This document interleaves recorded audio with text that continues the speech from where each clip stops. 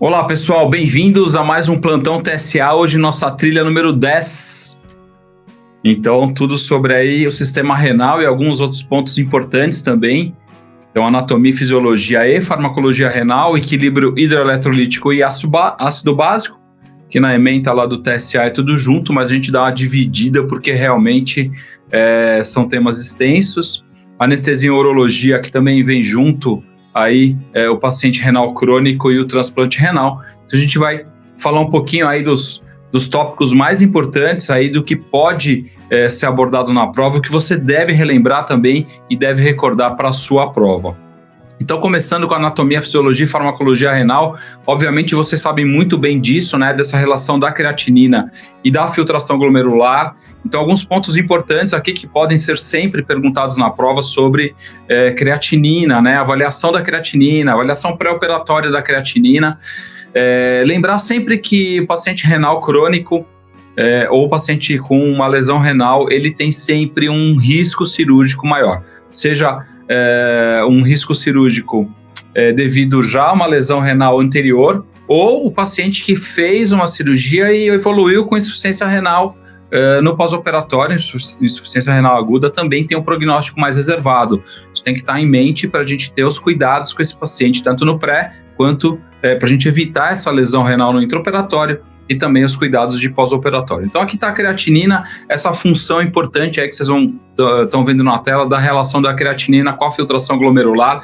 Lembrar um ponto importante aí que quando eu subo um ponto de creatinina, se o paciente tem 1 e ele vai para 2, eu já tenho uma perda substancial, já tenho um paciente aí com uma lesão renal importante. Então a gente não pode esquecer disso, dessa relação da creatinina com a taxa de filtração glomerular com a função renal desse paciente. Isso é um ponto importante que a gente sempre tem que levar em consideração. E lembrar também da creatinina e do idoso, lembrar que o idoso, a creatinina vem aí muito, está muito relacionada com massa muscular, né? O idoso, ele tem uma alteração farmacocinética, né? Uma alteração, aliás, corporal importante relacionada à musculatura. Eu tenho uma diminuição da musculatura no idoso, e isso faz com que eu tenha também uma diminuição dos níveis de creatinina. Então, muita gente olha o idoso lá de 70 anos com 1,2 ou 1,3 de creatinina e acha que está tudo bem, que ele tem um rinzão bom. Não é assim,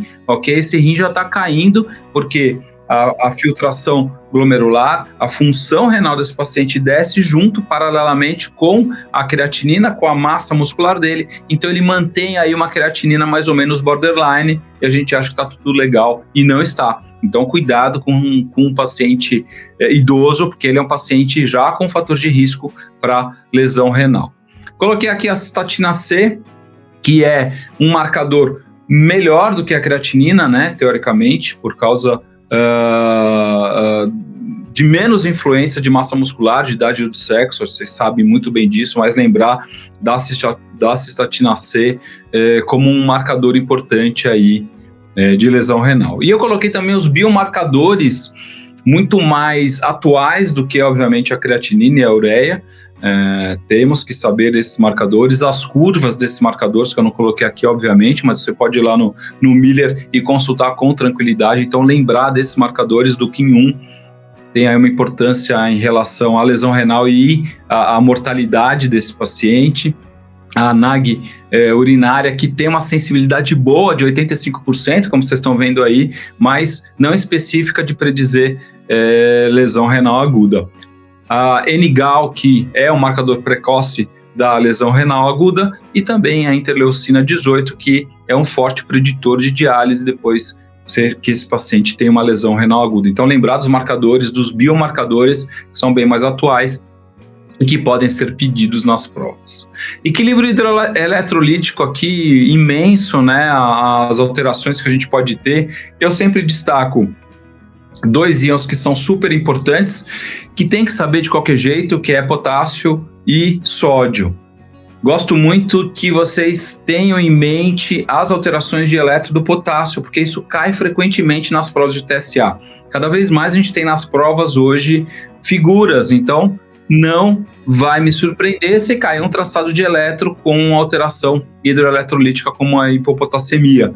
Então, lembrar dessas alterações, dos níveis de potássio, quais são as alterações de onda, principalmente quando eu começo a ter um potássio mais baixo, que eu começo a ter essa onda, essa T achatada, a onda U aparecendo aí. Então, tudo isso tem que estar na sua cabeça em relação ao potássio.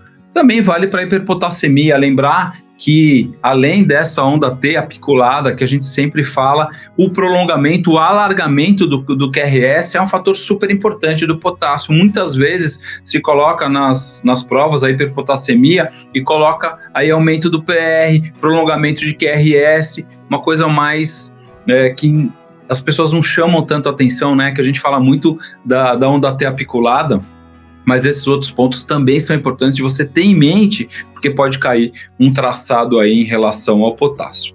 Obviamente o sódio e as manifestações neurológicas, que é o que a gente vê mais, aliás, a gente fala disso sempre na RTU de próstata, né, da hiponatremia que a gente pode ter, junto com uma diminuição da osmolaridade de uma forma geral, né, que o sódio é o grande cara aí da osmolaridade sanguínea. Então essa é uma parte importante também que você não pode esquecer. Coloquei um caso clínico aqui de hipofisectomia e é um quadro clínico óbvio, né, básico, que pode cair também em provas de uma forma talvez um pouquinho mais escondida aí, mas o pós-operatório da hipofisectomia, a gente espera sempre esse quadro clínico, ele pode ocorrer, frequentemente ele ocorre, então é uma poliúria gigante, aí uma urina em grande quantidade, poliúria com uma osmolaridade urinária aí, baixa e um sódio alto, né? Então, óbvio, sódio está alto, osmolaridade plasmática também vai estar alta.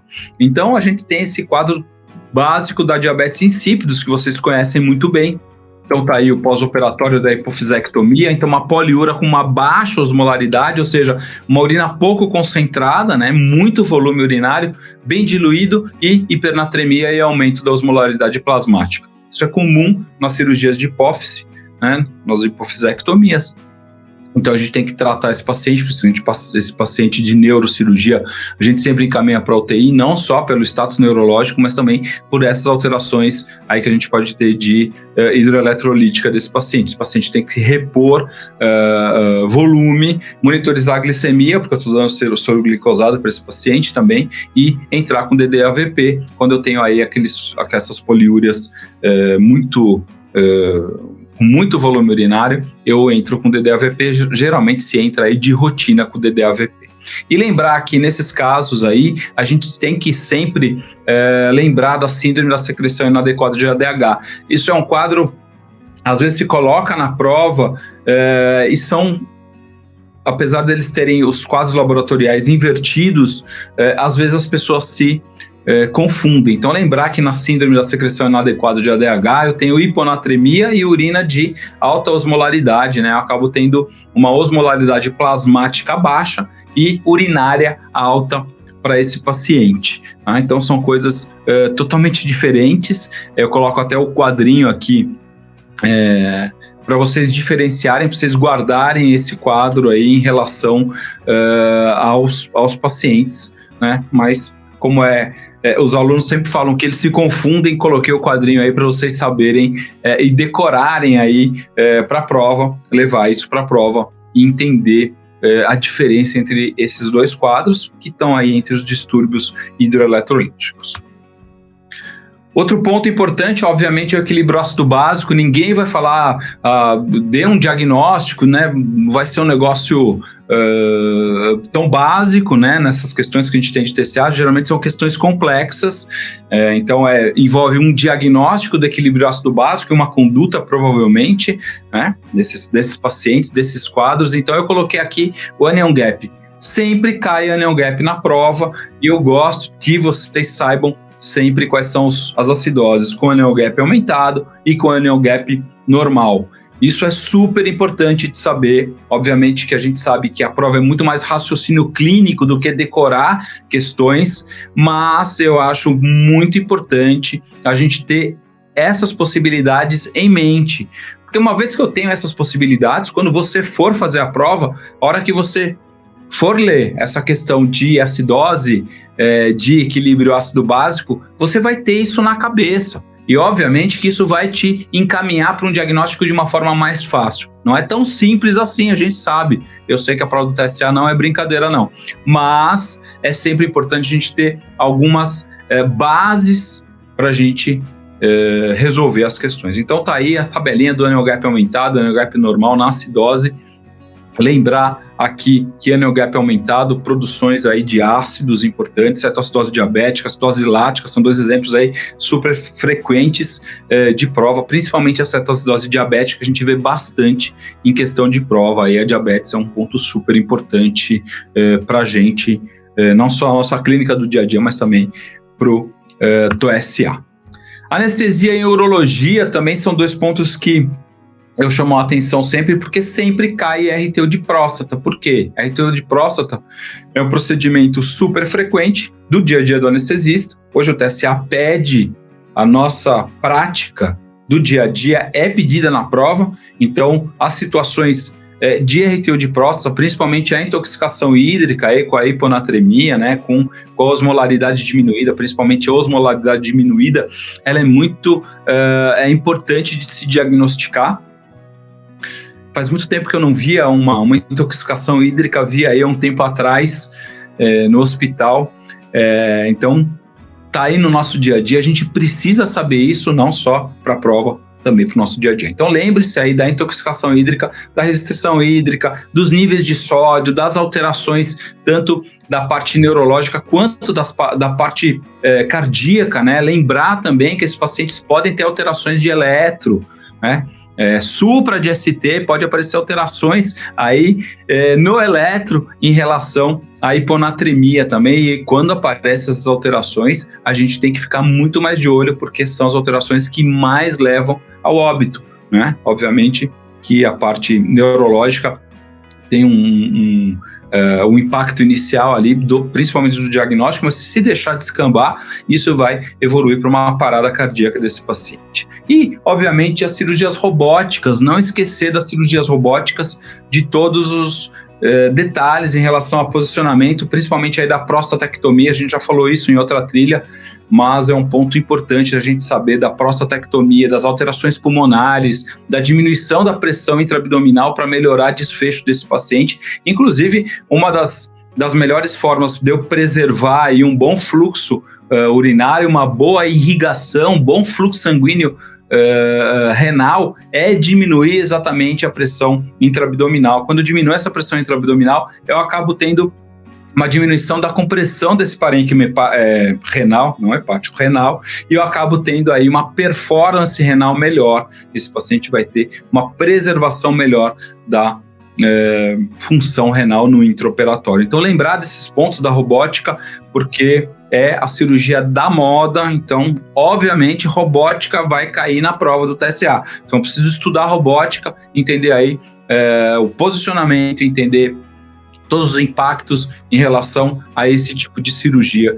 E se você sabe videolaparoscopia, são alguns detalhezinhos que vão fazer a diferença para a robótica. Então, não tem muito segredo em relação a isso. E por último, anestesia no paciente renal crônico e no transplante renal, a gente coloca aqui o transplante renal dentro desse ponto de renal, faz mais sentido do que colocar lá no ponto de transplantes, para falar de todos os tipos de transplantes, porque aqui a gente já viu anatomia, já viu a fisiologia, já viu a farmacologia, já viu um monte de coisa, então é melhor a gente ver o transplante dentro dessa nossa trilha, por isso que essa trilha é pedagogicamente feita, né? Existe um porquê a gente desenvolve isso para você ter um raciocínio melhor aí, ter um acompanhamento melhor da sua matéria. Então aqui, o que eu destaco, que você deve sempre saber, ver as alterações dos renais crônicos, obviamente a fisiopatologia da doença renal, e uma vez que você entendeu a fisiologia lá do primeiro capítulo e sabe a fisiopatologia do renal crônico, fica muito mais fácil anestesiar esse paciente. Você já sabe o que tem de alterado, já sabe as doenças, né, as alterações da doença em relação ao renal crônico, e aí os seus anestésicos, o que você vai utilizar nesse paciente é muito mais fácil. Então, obviamente, vou evitar tudo que tem excreção renal, eu vou evitar pancurônio, eu vou evitar a succinilcolina nesse paciente renal crônico por causa do potássio. Geralmente esses pacientes têm um potássio já elevado, né? Então é importante a gente saber que essas drogas, elas devem ser evitadas nesse paciente. Lembrar também que o Sugammadex, ele é contraindicado nos pacientes com insuficiência renal terminal, tá? Então a insuficiência renal crônica, existe uma contraindicação ainda lá no livro sobre não usar Sugammadex.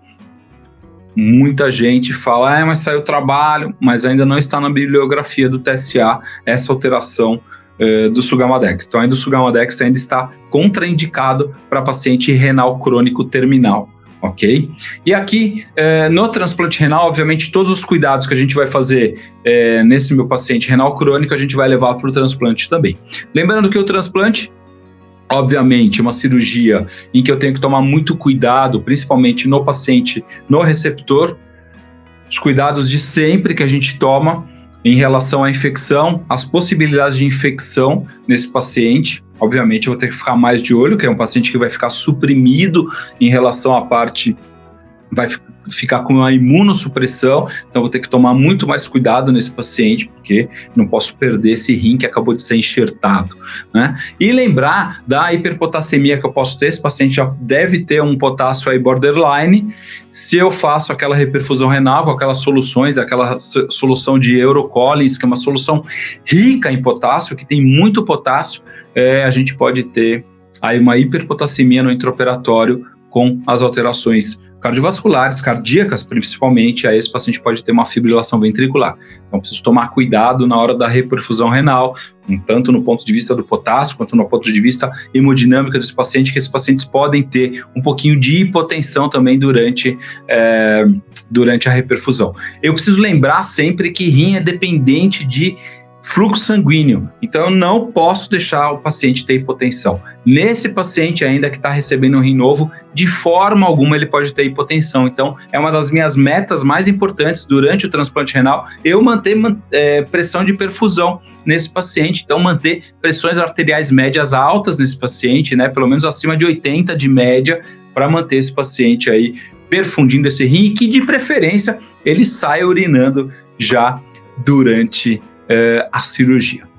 Então, esses são os nossos pontos dessa trilha renal, uma trilha muito legal, que eu gosto muito, uma trilha muito bacana, com muito raciocínio clínico, com muita fisiologia embutida. A fisiologia renal é extremamente difícil, mas vale a pena o seu entendimento, o seu estudo, porque uma vez que você pegou essa fisiologia, tudo fica mais fácil nesse contexto aí dessas doenças, desse tipo de anestesia que a gente tem. Então, pessoal, é isso, o meu recado na minha trilha 10, aí, nosso plantão TSA, para que você esteja aí, craque. Lembre-se desses pontos para a prova, são pontos aí que eu aposto aí que pode pintar uma questão.